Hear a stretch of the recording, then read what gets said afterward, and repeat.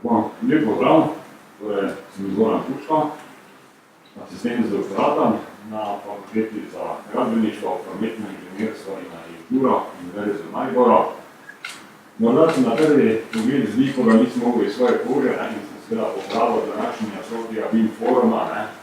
Temu ni tako, nisem ga popravil, temveč si namensko dopolnil, torej v izobraževanja oziroma izobraževalni praksi. Zdaj vam bom v nadaljevanju predstavil, kako izgleda praktično delo tekom študija na naši fakulteti. In sicer fakulteta kot izobraževalna inštitucija ima svoje poslanstvo, namreč izobraževati študente, zato da bodo postali znani strokovnjaki na področju gradbeništva, gospodarskega inženirstva, prometnega inženirstva in arhitekture. Pri tem seveda sledimo določenim trendom razvoja v gradbeništvu. No in seveda BIM je vsekakor eno od trendov, ki je v največjem porastu oziroma pohodu, in tako smo seveda na teh študijskih programih priredili posamezne vsebine predmetov.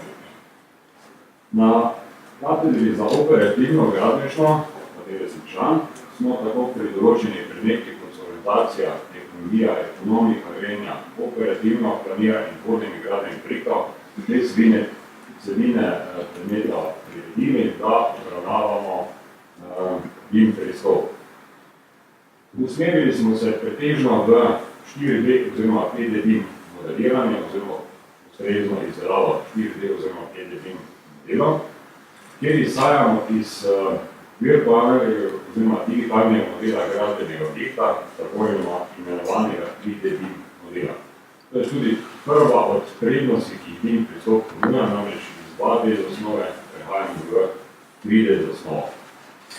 Zdaj, pri predmetov, kot je recimo operativno planiranje, obravnavamo čas, torej terminsko planiranje z izdelavo terminskih planov in spremljajočih planov.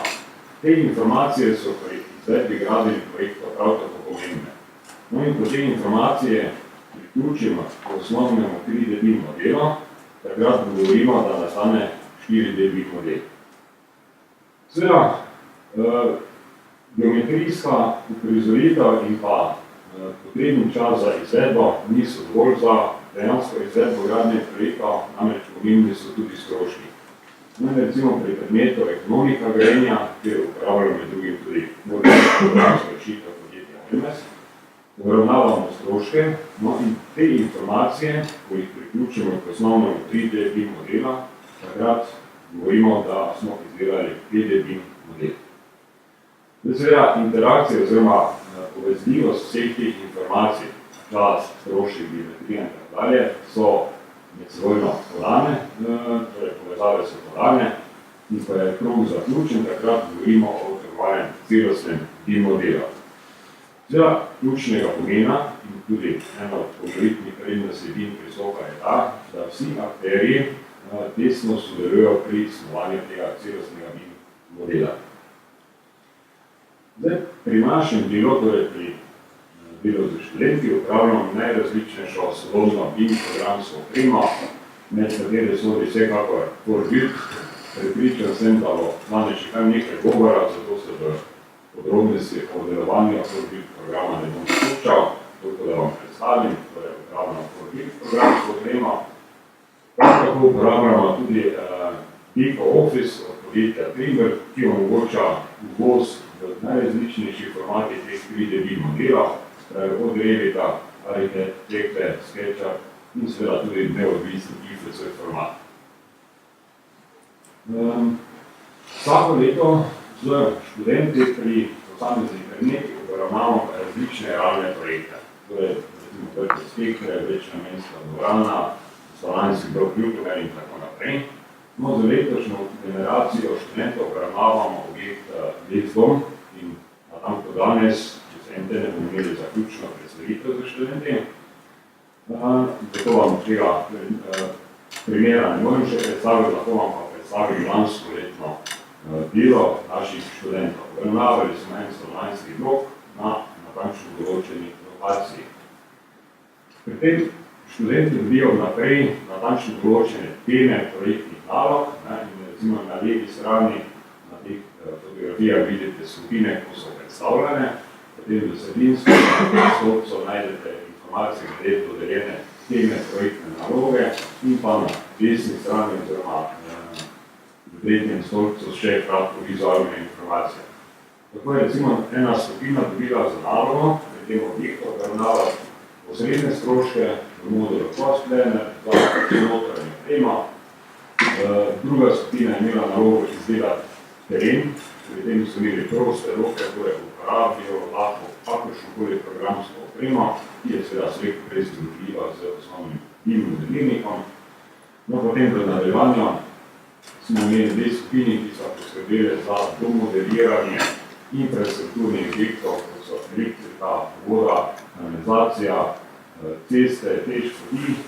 No, potem smo v nadaljevanju imeli kar nekaj skupin študentov, ki so obravnavali konstrukcijske elemente posameznega objekta, recimo ena skupina armirano-betonske plošče z vsemi dodatnimi elementi, potem naslednja zunanje stene, še ena skupina je potem zaključni sloj, to je boj, fasada, pa so insulation materiale, ker imajo spet prost rok, da lahko izbirajo katerikoli material in katerokoli urodje.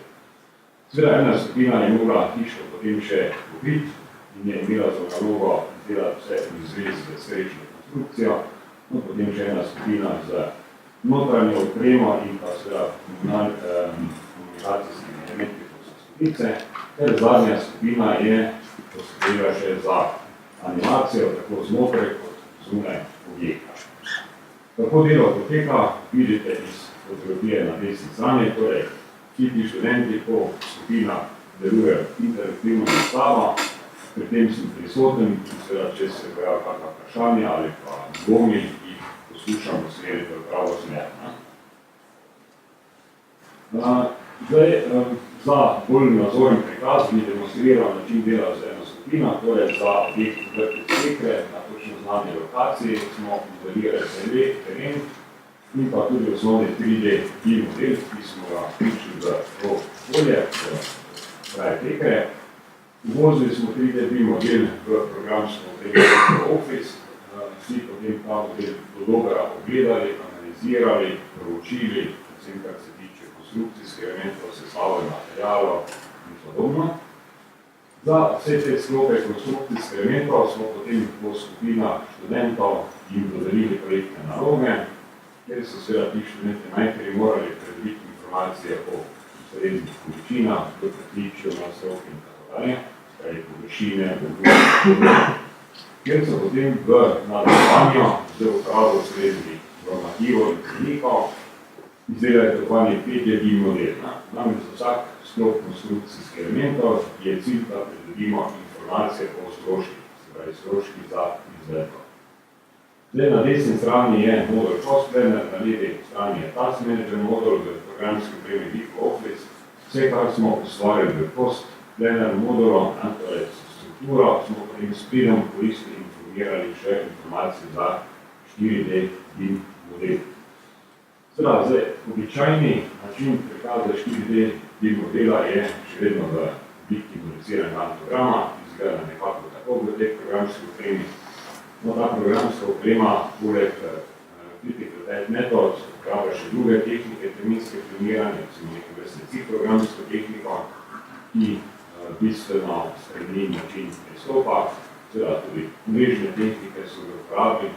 No, to je recimo prikaz matričnega pregleda v fazi izvedbe, ko spremljamo, da vidimo koliko odstopa planirane. Prav tako imamo vse zbrane informacije o potrebnih resursih, delavcih, podobno, za izvedbo posameznih del, tudi takšen tabularični prikaz je možen in podobno. No, programsko opremo omogoča še tudi pogled animacije, torej na nek način naprej pogled, kako bi se zadeva v praksi potem tudi gradila, izvajala, se pravi, finalne cene, talna plošča, vsemi fazami, se pravi, opaževanje, izdelanje, izoliranje. In seveda to je študentom kar precej zanimivo, da vidijo, ali so procese pravilno dimenzionirani in povezali aktivnosti.